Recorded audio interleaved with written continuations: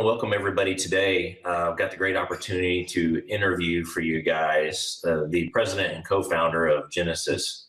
And most of you know of Genesis software, but I want to go ahead and dive a little bit deeper into that. I get tons of questions about it, and we're going to answer some of the most critical ones today with, again, the co-founder himself. So I want to welcome Dr. Brian Capra. Thanks, Mike. It's great to be here. I really appreciate the opportunity to kind of clear the air. I know there's a lot of questions about how we do things, and it's hard for people in a sound bite to just understand that we kind of get lumped in with software, right? With all the other players out there, and there are some major differences, fundamental things, and that we've done that are really like a paradigm shift, like I think you've mentioned, in how technology is used to optimize, your revenue, your retention, your compliance, and ultimately your life, and what dreams and goals you might have for your life as it revolves around your practice. So I appreciate the opportunity to kind of get some questions answered for everybody out there.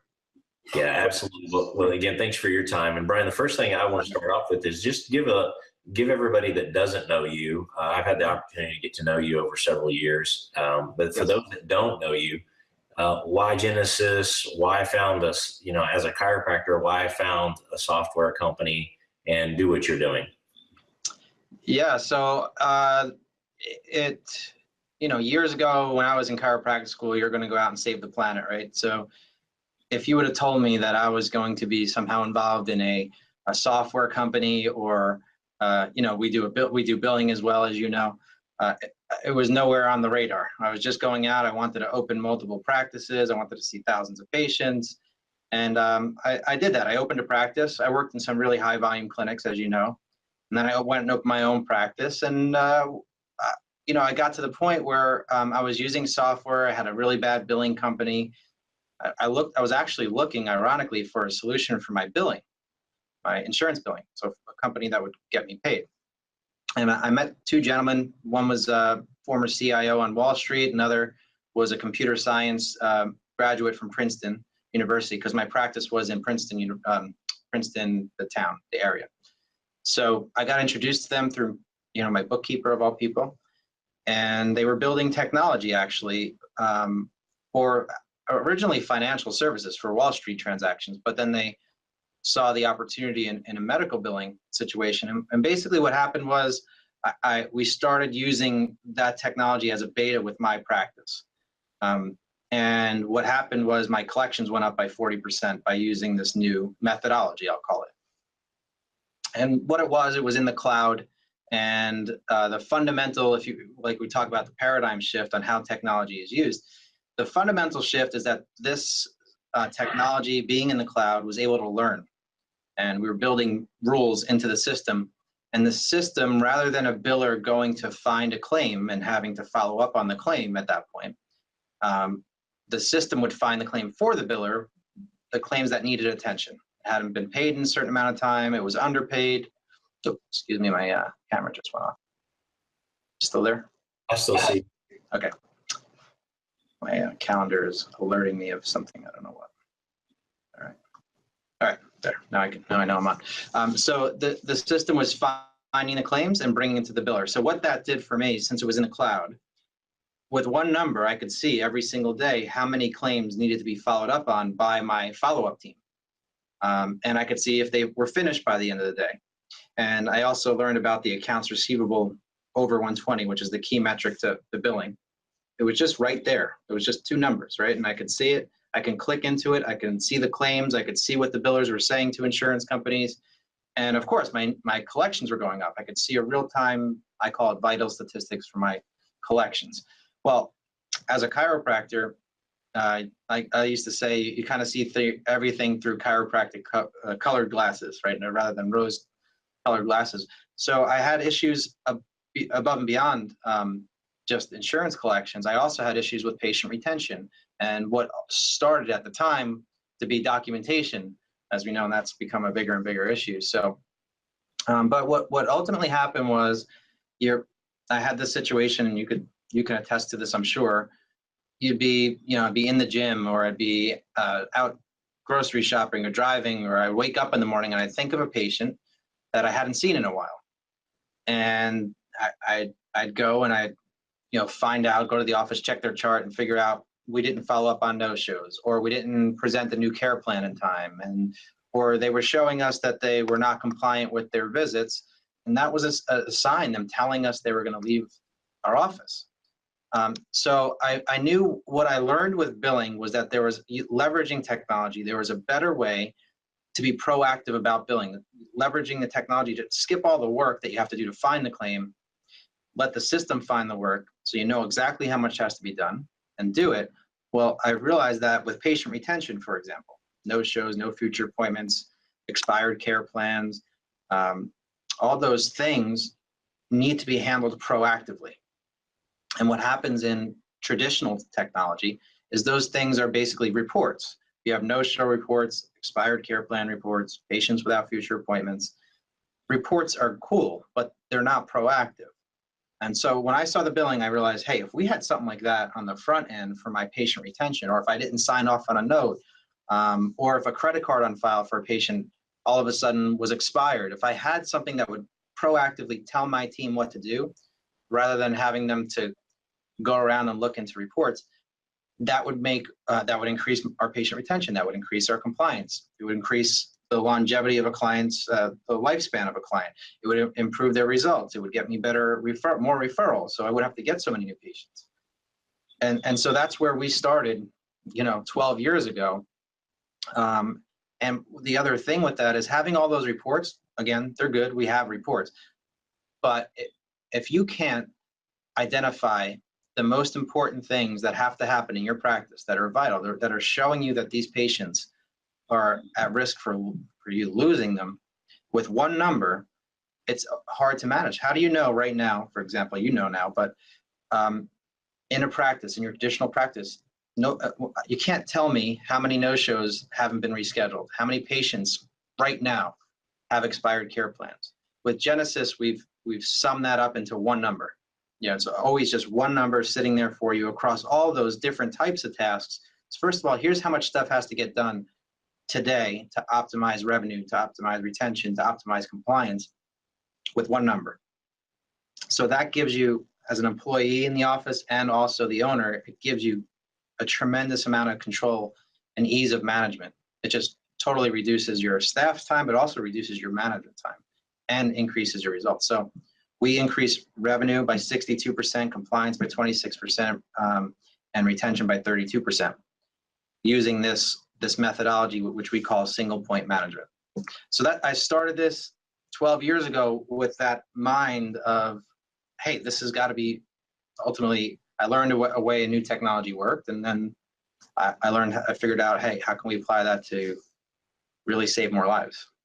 Well, I tell you what, you touched on right there, a lot of things, and there's a lot there. Which is great. And I'm looking at some of the bullet points that I wanted to cover based on all the conversations, the text, literally a phone call this morning, a text a couple of days ago that a lot of our members, and I know a ton of doctors, not just our members, are having. And one of those, you mentioned, of course, the billing side and the metrics that you have. The billing and the posting. I know in my office, it's been a tremendous time saving because of the backside of posting EOBs and things. Can you just speak to that for a moment and how that works? Yes. So what we, actually it's a kind of a misnomer, billing, because what we realized with Genesis was there's a lot of, traditionally with billing, there's a lot of manual steps. So the doctor would see the patient somehow, even if you're using other software. You have to identify the diagnosis and procedure codes for that visit, give them to some staff member. Some staff member enters that into some software, takes a file, uploads it to a clearinghouse. Clearinghouse gives you denials or something you have to go check in a different technology typically. And then you have to submit the claims, and then you have to constantly to look for the claims that are too old. And in the meantime, you might have gotten EOBs, and so it's not quite reconciled, and you have to post those EOBs. That's another manual step. And then you have to remember all the reasons why you'd follow up on a claim. Aside from just being denied, the more important ones are things, for example, when an insurance company suddenly drops their allowable amount by $2 on, how do you catch that without having memorized every allowable amount for every insurance plan in your area? So what we figured out with Genesis is that the most important thing you have to do to get paid is follow up. So we want to eliminate all the steps.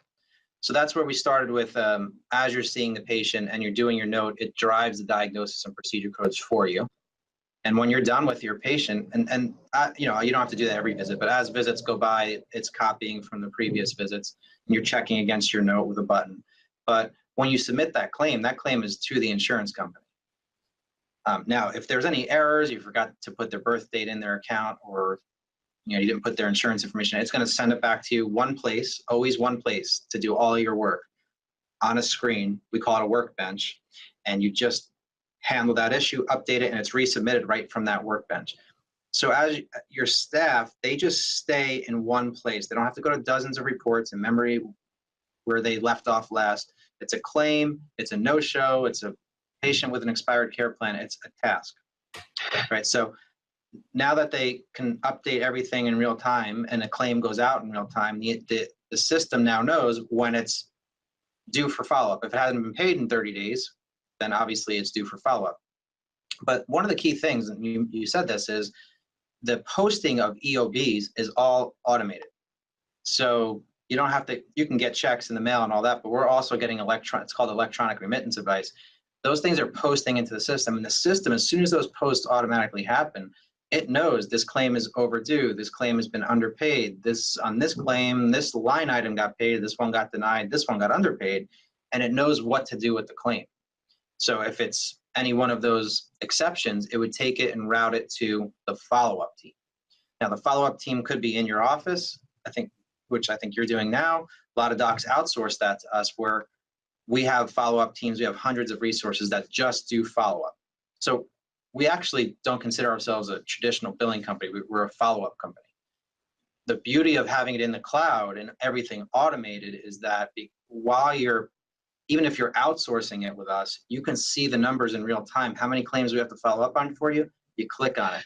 You drill into that. You see what we said on any particular claim. Any aging report that you want to drill into, you can see the numbers. You can filter by CPT codes, by payers, whatever, and drill into the claim and see what we're actually doing. You can and obviously see how much work we had to do for you for that day, and is it complete.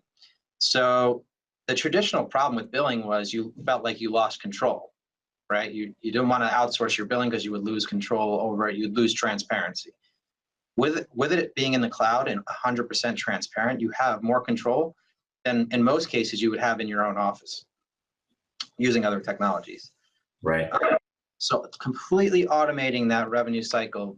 It's called revenue cycle management, to the point where it's boiled down to one number that you can monitor. And then you have to, yeah. I can, one of the things we always talk about, of course, in next level leadership is the efficiency side. So for me, the amount of time that is not spent, because we do the ERAs, the electronic remittance advice. So we don't receive EOBs. We don't receive hardly any checks in the mail. So my team is not opening them. They're not ripping them off and sticking them in a money bag. They're not sticking them and making a deposit. They're not rescanning those in to go into the patient file. You start to do the math on that, and it's a tremendous time savings, as well as, to your point, I mean, the amount of data that you can find on a claim and see who's noted what on your side of things is more, honestly, than I want. But it's, it's in most chiropractors, but it's that detailed. So that's tremendous. Now, and again, I think with that paradigm shift that we talked about, it was something that I even had to get used to, but it's been huge. The other thing that kind of ties in here, just from the insurance perspective, is the insurance verification. And so I don't just tell you what that's done for our practice. Personally, just can you speak briefly to how that works in your system? Yeah, I think one of the keys in general here is that as an owner of a practice that is not an expert in insurance at all, having been there. There are so many things to know, to get to do it right, to get it paid, to get everything paid as much as possible. That we have at this point close to 3 million rules built into the system, right? So that means you'd have to memorize 3 million types of exceptions for every claim, and be able to check every claim for those 3 million things. And I'll come back to the verifications, but one of the keys here is that as an owner of the practice and wanting to have a very thorough billing department, you're not an expert in it, and these things constantly change. Insurance companies, their game, they make more than 50% of their profit based on your money sitting in their checking account and collecting interest, the interest on that money. It's called the float. So the whole game is set up to delay your payment and collect interest on your money. So, and that's why they changed the rules. There's no other reason. It's not to get patients better care. It's all about their money. So insurance verifications is one example where it used to be you knew what their, back in the day, it was very easy. Now you have to call, and when you pick up the phone and you call, you're paying maybe 10, 15, 20, depending on where you are, $20 an hour person to sit on the phone, typically with somebody who's in another country where they're paying them $2 an hour. And insurance companies do that intentionally because they know you can't compete with them. So what we've done is there's two solutions actually, and I'm not sure exactly which one you use the most, but Mike, there's an electronic verification. So once you have the patient's information in the system, you click a button and it shows you what coverage they have, that insurance companies has published for that patient online. And those actually are getting better and better over time. They're at least good enough so that you can create a care plan. A lot of times what they don't show on the electronic versions are things like how much of their coverage have they used so far, how much of their deductible have they met so far. More detailed questions. So for those situations, we also have a manual verification, and just one click of a button, it sends a task to our team, and we have teams in other countries, in India and the Philippines, et cetera, where they call the insurance companies and do the full PDF of all the questions, what codes, what's the allowable amount for codes, how much of the deductible has been met, the real more detailed questions. And once we do that information, we upload that back to the task and send it back to your office. So completely outsourcing and keeping it consistent. So if you have a new staff member all of a sudden, or the person who used to do your verifications is gone, you never have to miss a beat. Or another reason a lot of doctors use it, you have a big month with new patients, you have a big event or something like that, and there's no way that person in your office can call all those insurance verifications, right? So it's a way that you can use it as you need it. And the one that we actually manually do, you pay for, but the electronic one is included in your monthly fees. Yeah, that's, again, just that, again, we're always looking at processes and time savings. So my office is not used to being on the phone much because it's very rare that we have to call. And while there's some online services out there like Availity and some of those, they aren't as thorough as what we found it is going through the system. Plus, again, we're just in one system. They're not going to have to go over and everything. They can do it right there. Comes up first of the year, people have changes or a new whatever that makes that transition period, like you said, when the demand is higher. Yes, very easy for us. And then we know that we've always got that, for us, that backup plan if needed, where, hey, we get inundated, which would be a great thing, then you guys can actually help bail us out, and it's worth the extra money if we choose to do that. Yeah, because if you don't, what happens in those situations, unfortunately, is your team gets so overwhelmed with just admin work, rather than focusing on taking care of the people that are actually coming in. Your attrition for those patients is higher, rather than eliminate all the stuff that you're really not experts in anyway, and focus on the things you are experts in, and creating a great customer experience throughout your office to get to, even with the doctor. So it starts with the front desk, not bogging them down with being on the phone all the time. Now they're actually able to communicate with the patients coming in, get them a great experience going through. They get to the doctor, same kind of concept. You're not spending tons of time documenting or entering charges or all this stuff. You're just, or even having to manage. You have one number they have to look at every day. You just focus on what makes you money, and what your purpose is, which is your patients. Right.